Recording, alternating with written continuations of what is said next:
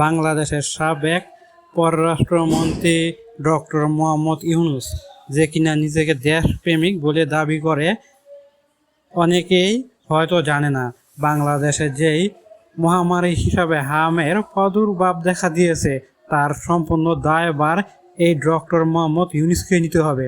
কেননা শিশুদের জন্য টিকার জন্য যে বরাদ্দ টাকা দেওয়া হয়েছিল সেটা সম্পূর্ণরূপে তিনি টিকার পিছে খরচ না করে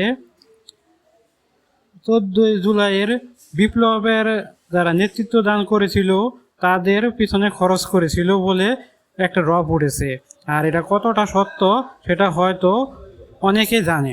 যদি বিষয়টা সত্য হয়ে থাকে যে হামের টিকার জন্য বাজেট বরাদ্দকৃত অর্থ কাটছাট করে তিনি জুলাই যোদ্ধাদের জন্য বরাদ্দ করেছেন, তাহলে সেটা দেশের ভবিষ্যতের জন্য একটি চরম দুর্নীতিগ্রস্ত হিসাবে প্রমাণ হবে। কেননা তিনি একজন দেশপ্রেমিক হিসাবে তার কাছ থেকে এটা কোনোভাবেই কাম্য নয়।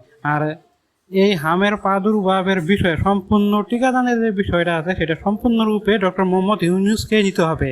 আর ইউনূস কীভাবে নেবেন? তিনি তো এখন আছেন দেশের বাইরে, দেশের বিপদের সময়ে তিনি এখন আর নাই, আর খোঁজও পাওয়া যায় না। ভালো লাগলে অবশ্যই চ্যানেলটিকে সাবস্ক্রাইব করে দিবেন।